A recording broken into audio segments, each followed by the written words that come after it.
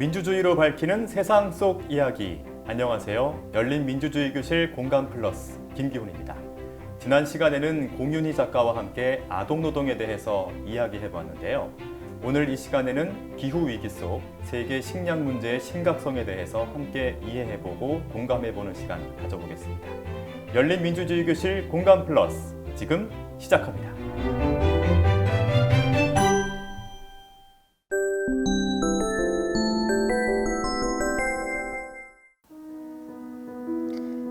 안녕하세요. 만나서 반갑습니다. 세계시민교육 보니따의 공윤희입니다. 오늘 제가 준비한 강의 주제는 식량 문제입니다. 21세기의 식량 문제라니 굉장히 아이러니하게 느껴지시죠? 그러면 식량에 어떤 문제들이 있는지, 도대체 21세기에도 왜 식량이 중요하다고 하는지 한번 알아보도록 하겠습니다. 식량하면 떠오르는 키워드가 있죠? 그게 바로 비만과 기아입니다. 그래서 지구 한편에서는 너무 밥을 많이 먹어서 살이 쪄서 걱정이신 분들이 굉장히 많고요. 또 다른 한편에서는 하루 3끼를 챙겨 먹지 못해서 영양실조로 고생하시는 분들이 너무너무 많죠. 아마 이 방송을 보시는 분들의 대부분은 다이어트를 걱정하실 것 같아요. 그렇다면 전 세계적으로는 어떤 트렌드를 갖고 있는지 한번 보도록 하겠습니다. 전 세계 인구를 78억 명이라고 이야기를 하고 있죠. 그 중에 19억 명의 성인이 과체중 또는 비만으로 다이어트 때문에 걱정을 하고 있습니다. 반면에 7억 2천만 명에서 8억 1천만 명 정도의 사람들은 아직도 굶주림에 허덕이고 있습니다. 이걸 통계로 추산을 해보면 4명 중 1명이 이제 과체중 또는 비만으로 걱정하고 있고요. 10명 중 1명이 기아에 시달린다고 보시면 됩니다. 기아 문제와 관련해서는 우리가 한 가지 짚어봐야 할 문제가 있습니다. 그게 바로 5세 이하 아이들의 사망률이에요. 5세 이하의 어린아이들이 자꾸 목숨을 잃는 일들이 발생을 하죠. 그 원인에 대해서 한번 살펴봤더니 45% 정도가 영양실조와 관련이 있다고 합니다. 그래서 아직도 밥을 제때 먹지 못해서 굶어 죽는 사람들이 있다는 이야기죠. 제가 이렇게 비만과 기아에 대한 말씀을 드린 이유는 식량 문제가 예전과는 조금 달라졌기 때문입니다. 예전에는 우리가 절대적으로 식량을 생산하는 양이 부족했어요. 그래서 전 세계가 기아 때문에 굉장히 큰 이제 고민을 했었죠. 그래서 많은 사람들이 영양실조로 목숨을 잃었습니다.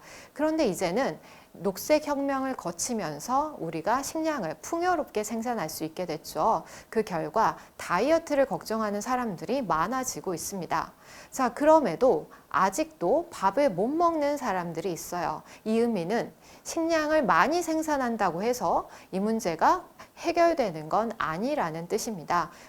그렇다면 도대체 왜 아직도 이런 문제들이 남아있는지 한번 보도록 하겠습니다. 식량 문제를 그냥 놔두면 전 세계가 위험하다고 이야기를 합니다. 이걸 직접 목격한 우리가 사건이 있죠. 그게 바로 2007, 2008년도에 나타났던 세계 식량 위기입니다.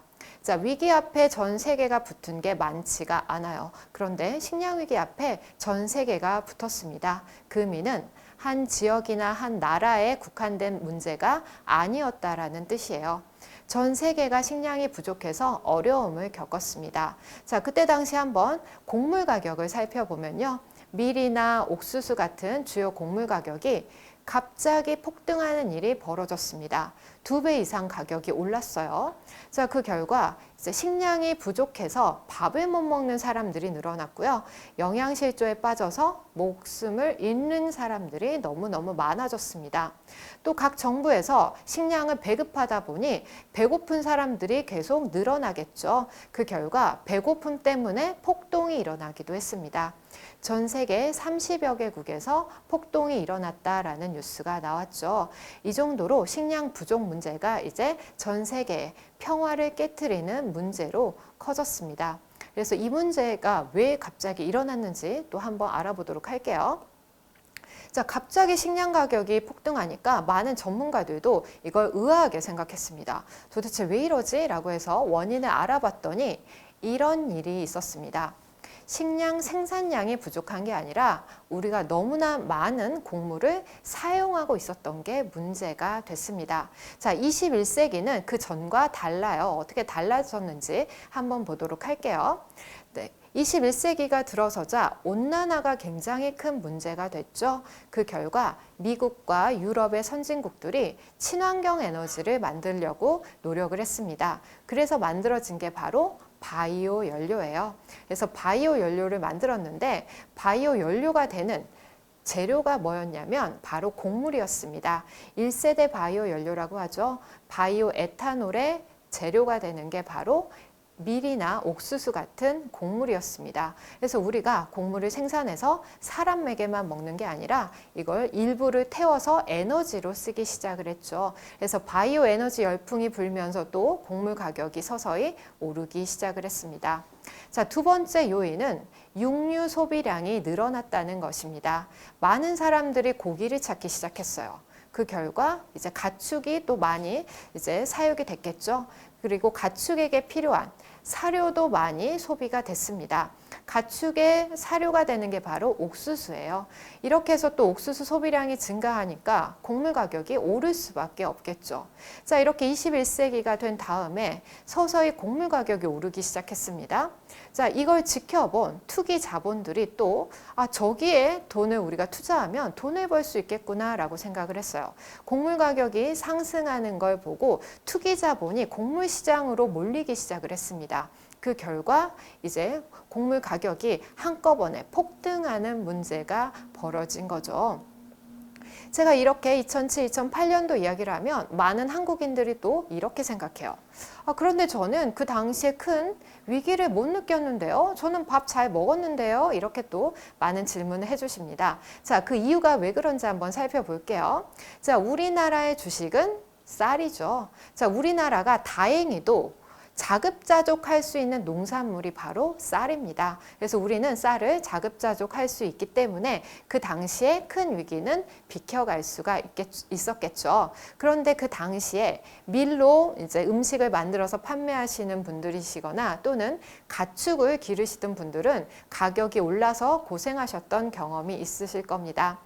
자, 이렇게 우리가 한 차례의 식량 위기를 겪었는데 이 위기를 우리나라는 잘 비켜갔다고 해서 다행이다, 이젠 괜찮겠지라고 생각하는 건 또 안 됩니다. 왜냐하면 이렇게 곡물 가격이 갑자기 오르게 되면 다른 물가에도 영향을 주기 때문에 우리가 또 살림하기 어려워지는 일들이 발생을 하기 때문입니다. 자, 이런 일들이 벌어지고 있어요. 자, 예를 들어서 옥수수 가격이 오릅니다. 자, 그러면 가축용 사료 가격도 당연히 오르겠죠. 그러면 고기 가격이 올라요.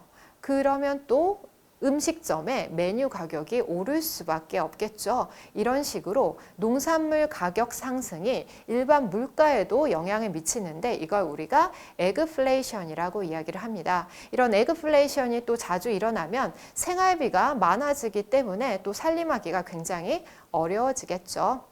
자, 그래서 우리가 또 식량 위기에 대해서도 관심을 가져야 되는데요. 자, 그러면 이때 이후에 2007, 2008년도 이후에 전 세계가 또 어떻게 변했는지 한번 알아보도록 할게요. 자, 식량 위기가 터진 다음에 많은 나라들이 이렇게 생각을 했습니다. 우리나라의 미래를 위해서는 안정적인 식량의 확보가 굉장히 중요하겠구나라고 생각했어요. 그래서 식량 안보가 강조가 되기 시작을 했습니다. 자, 그 결과 이제 이렇게 생각했어요. 우리가 식량을 수입에 의존했는데 이러면 안 되겠다. 우리가 직접 기르자라는 생각을 하게 됐습니다. 자, 직접 기르려면 토지가 필요하겠죠. 그러면 땅은 적은데 돈이 많은 나라들이 있어요. 이 나라들이 해외 다른 나라 토지를 이제 넘보기 시작을 했습니다. 그래서 국제 토지 거래가 굉장히 많이 증가를 했어요. 자, 개발도상국 같은 경우는 땅은 많으나 돈이 적은 나라들이 많죠. 그래서 이런 선진국들이 가난한 나라와 토지 거래를 합니다. 어떻게 하냐면요. 선진국들은 개발도상국에 투자를 약속해요. 우리가 향후 몇 년간 얼마만큼의 돈을 투자하겠습니다 라고 제안을 합니다. 그러면 개발도상국은 이걸 듣고 네, 좋습니다 라고 하고요. 그 대가로 이제 토지를 빌려주는 겁니다. 이렇게 해서 선진국에 있는 회사들이 이제 가난한 나라의 땅을 이제 경작하기 시작을 하는 거죠. 자, 그런데 이 과정이 그렇게 정의롭지는 않습니다. 그래서 한편에서는 이걸 보고 땅 뺏기라고 부르고 있습니다. 왜 그런지 설명드릴게요. 자, 이렇게 토지 거래가 성사가 되면 해외 선진국에 있던 회사들이 이제 개발도상국에 들어오죠. 우리가 농사를 지을 건데 땅이 어떤지 한번 봐야겠죠. 그래서 땅을 보러 가는데 문제는 그 땅이 개발이 되지 않은 열대우림인 경우가 굉장히 많습니다. 자, 숲에는 누가 살고 있죠? 동물과 식물, 그리고 대대손손, 거기에서 농사를 지으면서 생활을 영위하시는 주민들이 있죠. 자, 갑자기 주민들은 외국에서 사람들이 와요. 그리고 자, 이제 이 땅은 우리 겁니다. 여러분은 농사 그만 지으세요. 그리고 이 집도 이제 비워주세요. 여기서 나가주세요 라는 통보를 받습니다. 자, 이런 일방적인 통보를 들으면 굉장히 당황하겠죠. 그리고 우린 그럴 수 없습니다 라고 이야기를 하겠죠.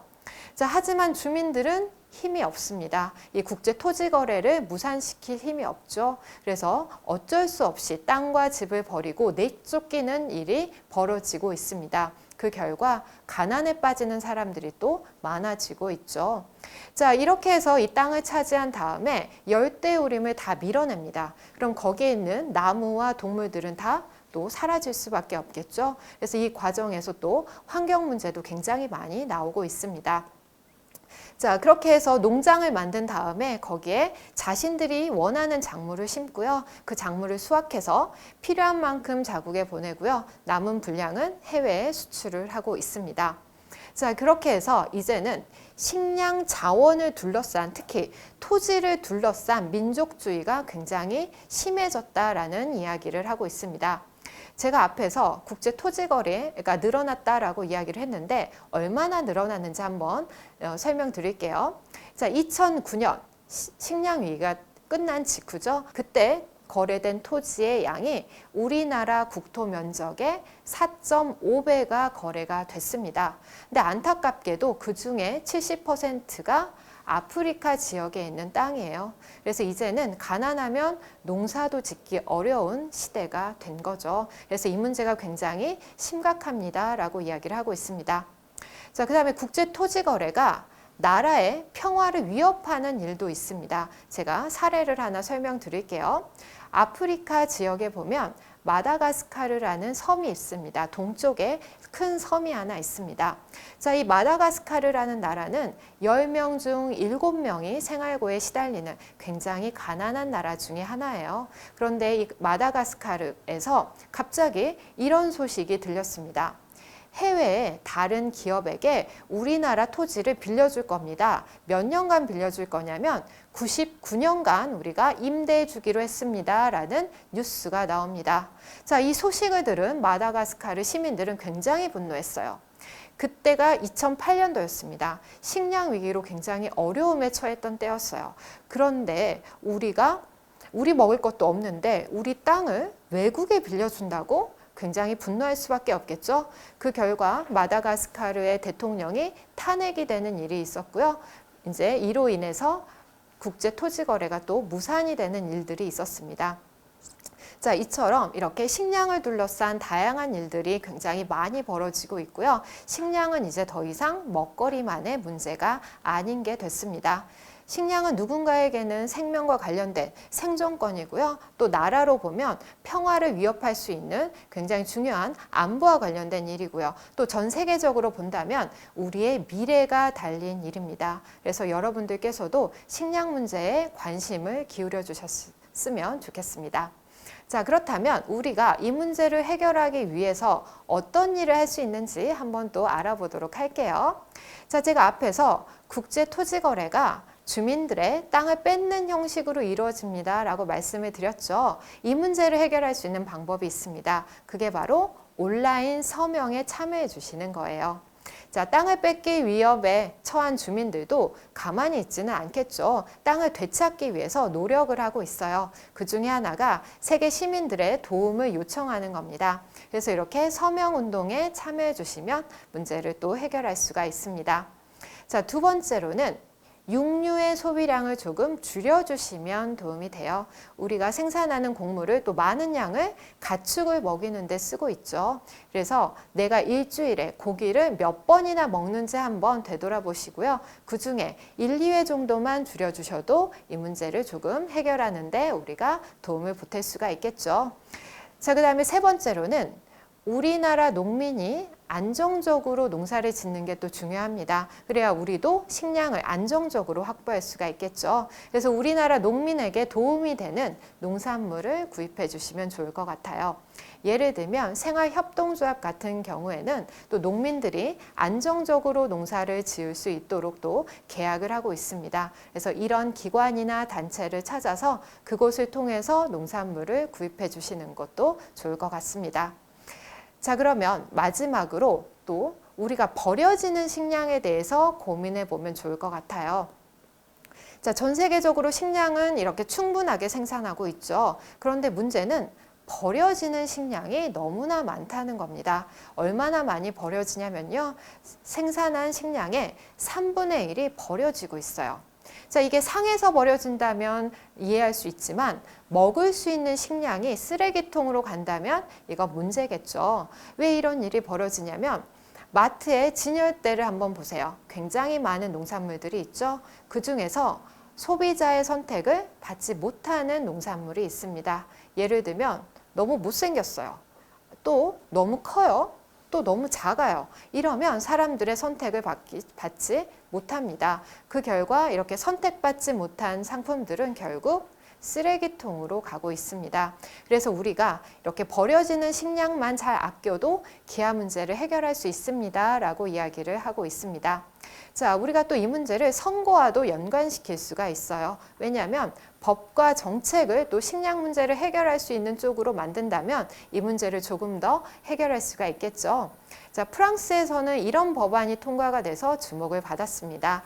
어떤 법안이냐면요. 마트에서 이렇게 남겨진 식품을 버리지 못하게 하는 법안이에요. 이 법안이 통과되면 이제 마트에 있는 식품이 버려지지 않고 필요한 사람들에게 나눠줄 수가 있겠죠. 그래서 우리도 시민으로서 이런 법과 정책을 만들 수 있는 지도자를 선출한다면 우리나라 역시 조금 기아 문제를 해결하는 데 도움을 줄 수가 있을 것 같습니다.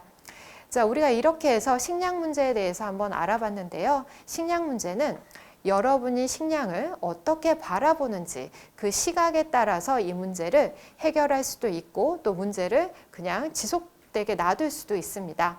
자, 여러분도 이 강의를 통해서 한번 생각을 해주세요. 식량은 나에게 먹거리일 뿐인지 아니면 마트에 있는 상품인지 아니면 누군가의 생명이 달린 생존권인지 아니면 우리의 미래가 달린 안보의 문제인지 한번 깊이 있게 생각해 주시면 좋을 것 같습니다. 시민으로서 우리는 선거를 통해 또 지도자를 선출할 수 있죠. 그래서 그 지도자가 식량 문제를 해결할 수 있는 정책과 법안을 이렇게 가지고 있는지도 한번 살펴보셨으면 좋겠습니다.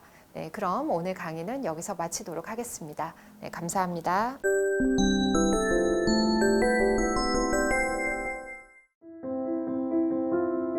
네, 작가님 오늘 강연 정말 잘 들었습니다.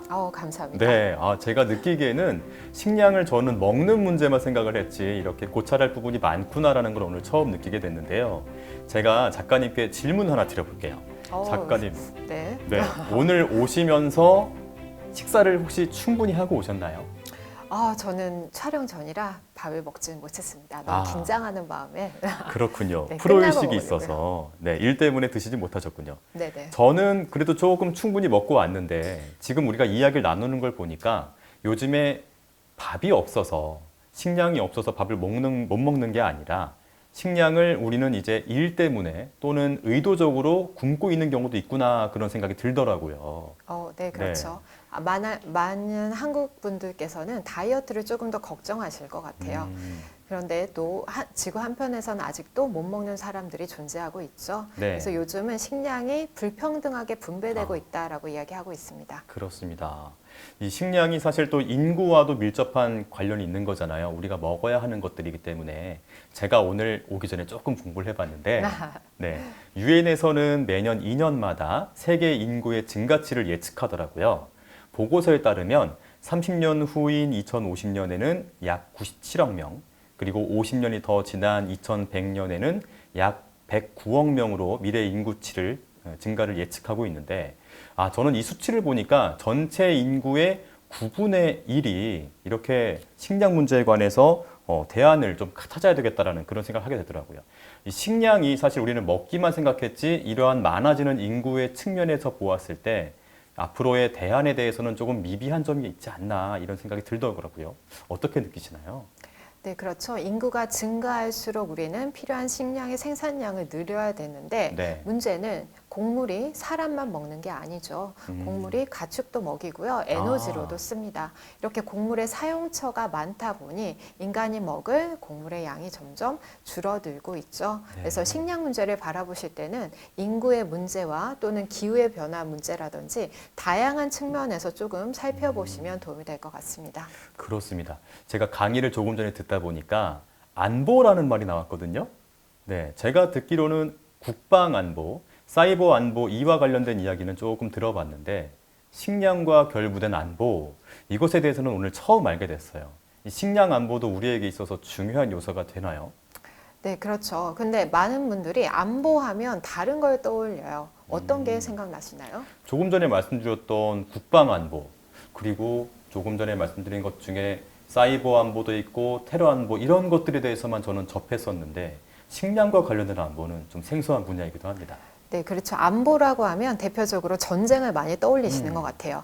어디선가 우리를 공격하는 것 이런 식으로 떠올리는데 네. 안보가 무너졌을 경우에 사람들이 목숨을 잃죠. 그리고 평화가 깨집니다. 그래서 생존과 관련되어 있고 평화와 관련되어 있다는 점에서 식량도 굉장히 안보적으로 중요한 문제가 되고 있습니다. 네. 특히나 2007, 2008년도에 우리가 전 세계 식량 위기를 겪었죠.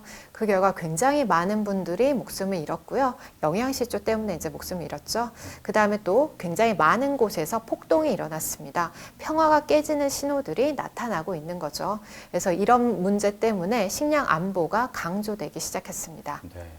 저는 늘 배불리 먹는 사람이라서 다이어트를 신경 써야 하는데 지금 우리가 살고 있는 이곳 대한민국 외에도 세계 곳곳에서는 식량과 관련된 위기가 여러 가지 대두가 되고 있구나 생각이 듭니다. 식량 위기라고 지금 이야기를 해보니까 과거에 우리도 사실 식량 위기를 경험한 바가 있지 않았나요? 네, 그렇죠. 예전에는 우리나라뿐만 아니라 전 세계가 기아에 허덕였던 때가 많죠.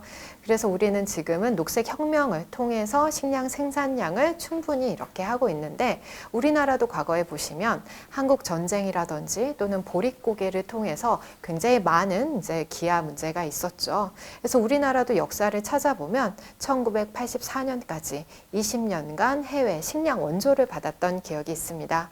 그래서 그 시절을 지나쳐 오신 분들은 아직도 식량 문제가 굉장히 크게 공감으로 다가오실 것 같아요. 저도 사실 부모님 세대에서 예전에 전쟁이 있었을 때 많이 굶주렸었다 이런 과거의 이야기를 많이 들었거든요. 저에게는 좀 간접적인 이야기이긴 하지만 우리에게 있어서 이 식량 위기가 그렇게 먼 이야기는 아니었네요. 네. 제가 또 한 가지 공부를 해봤는데 전 세계적으로 이렇게 식량 부족이나 영양 부족을 겪고 있는 사람이 전체 인구의 9분의 1이라고 들었거든요. 이렇게 된다면 이 많은 사람들이 지금 굶주리고 있구나 이 순간에도 이런 사실이 정말 놀랍습니다. 그런데 기후위기가 오늘 우리 얘기하는 것 중에 또 한 가지 주제잖아요. 기후위기와 식량 문제를 결합시켰을 때 앞으로 이 식량 문제는 그 전망이 조금은 좀 밝지 않을 것 같거든요. 어떻게 보세요? 네, 기후변화가 지금 굉장히 큰 이슈 중에 하나가 됐죠. 기후변화를 살펴보시면 식량의 생산량에 직접적으로 영향을 줍니다. 그래서 직접적으로 관련이 있다라고 이야기하죠. 네. 그래서 태풍이 불거나 또는 폭설이 오거나 이렇게 해서 농사를 망치는 일도 많지만 지구가 이렇게 계속 뜨거워졌을 경우에는 미래에는 이런 식물들은 이제 자라지 못합니다. 이런 작물들은 사라질 거예요 라고 전망하는 것들이 많습니다. 그중에 대표적인 예가 옥수수예요.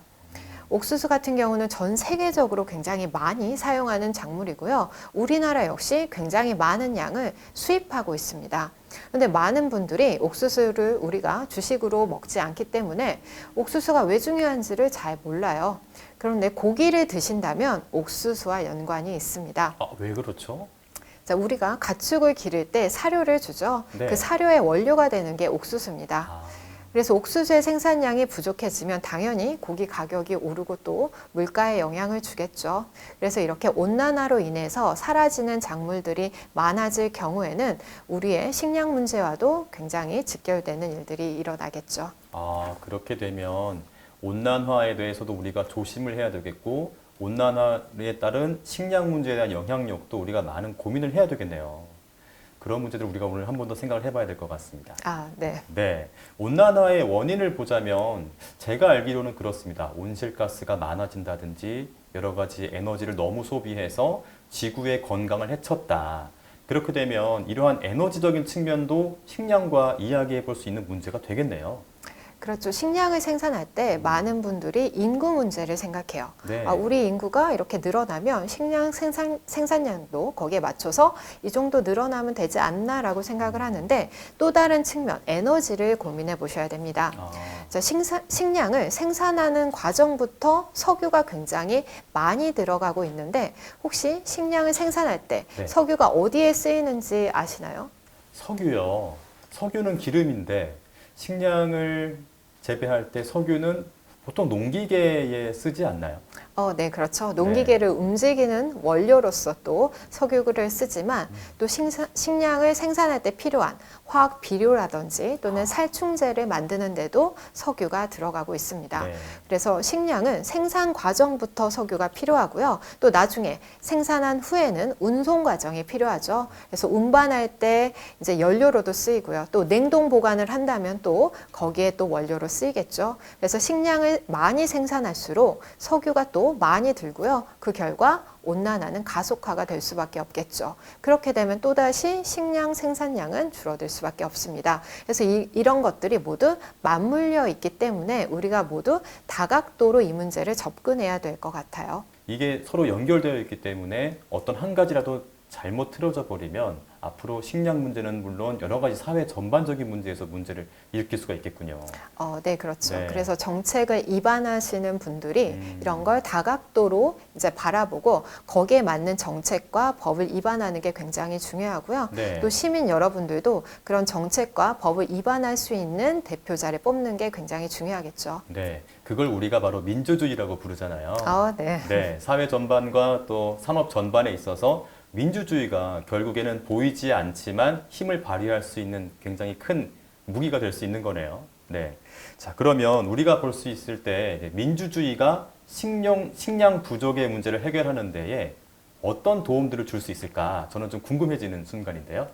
네, 그렇죠. 앞으로도 계속 이제 우리가 선거를 치를 텐데 선거를 치를 때 많은 분들이 정책을 잘 안 보시는 것 같아요. 네. 그런데 그분들이 어떤 생각을 가지고 어떻게 나라를 꾸려갈지 이런 정책적인 부분을 잘 보셨으면 좋겠습니다. 그래서 기후변화와 관련해서 우리가 어떤 일을 할 건지 또는 식량 문제와 관련해서 농업이겠죠. 네. 농업 분야와 관련해서 우리가 어떤 생각을 가지고 있는지 이걸 조금 더 이제 자세히 들여다보신 후에 이제 선거를 해주시면 좋은 지도자가 뽑히겠죠. 네. 또 전 세계적으로 보면 이런 지도자들이 또 많이 뽑혀야 전 세계가 변화를 일으킬 수가 있습니다. 그런데 이런 지도자를 뽑을 때 내가 관심이 있어야 그런 정책이 보이겠죠. 그래서 그렇네요. 첫 번째는 시민 여러분들께서 이런 주제에 관련해서 어떤 사안이 있지, 우리나라는 어떤 정책이 부족하지, 먼저 그걸 잘 들여다보셔야 돼요. 네. 내가 관심이 없으면 지도자가 그런 정책을 냈는지 안 냈는지도 관심이 없겠죠. 네. 그래서 이 문제에 먼저 시민들의 관심이 필요합니다.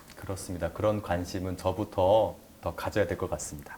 작가님께서 보시기에는 그러면 이렇게 농작물을 경작하고 우리에게 양질의 식량을 가져올 수 있는 그런 것에 있어서 민주주의가 좀 중요하다고 보시는 거잖아요. 네, 그렇죠. 민주주의가 어떤 영향을 줄 수 있을까요? 네, 민주주의를 통해서 우리가 올바른 가치를 세우는 데 도움이 된다고 봅니다. 네. 예를 들어서 전 세계가 인권을 중요시 여기고요. 또 이렇게 모든 사람들이 토지를 경작할 수 있는 토지의 분배에 대해서도 또 관심을 갖고요. 네. 또 환경에 대해서도 관심을 가지면 이런 문제들이 하나씩 또 해결될 수 있기 때문입니다. 네. 지금 말씀 나누고 있으니까요. 제가 드는 생각은 우리가 지금 식량에 관한 이야기도 하고 있고 민주주의에 관한 이야기도 하고 있으니까 두 개를 합치면 식량 민주주의 이런 말도 생길 수 있을 것 같거든요. 이런 네. 것에 좀 어떻게 느껴보세요? 네, 그렇죠. 지금 이제 말하는 게 식량 불평등이라고 이야기를 하죠. 네, 그걸 이제 다른 식으로 표현해 보면 식량을 이제 민주적으로 나누자, 우리가 공평하게 분배하자라고 이야기를 나눌 수 있을 것 같아요. 네. 그래서 말씀해주신 아이디어처럼 식량 민주주의라는 단어도 좋을 것 같습니다. 네. 작가님께서는 이렇게 식량과 관련된 문제뿐만 아니라 여러 가지 다방면에서도 세계 시민 교육을 하고 계시는 걸로 우리가 알고 있는데 그렇다면 이런 식량 문제도 물론 잘 되어야겠지만 작가님께서는 앞으로 작가 공윤희로서의 개인적인 계획과 미래, 청사진은 어떠신지 궁금해요. 말씀해 주세요. 네. 지금처럼 이렇게 강의와 또 책을 통해서 세계 시민이 되는 법을 알릴 거고요. 그다음에 또 캠페인을 통해서 좋은 세상을 만들기 위해 노력할 예정입니다. 네, 그래서 앞으로 많은 관심 부탁드립니다. 네, 저도 작가님의 앞으로의 멋진 계획들 응원하고 기대하겠습니다. 네, 오늘 말씀 잘 들었고요. 저도 작가 공윤희로서의 앞으로의 멋진 계획들 잘 이루어지기를 기대하고 응원하겠습니다. 자, 오늘 말씀 여기까지 들을게요. 고맙습니다. 네, 감사합니다. 네.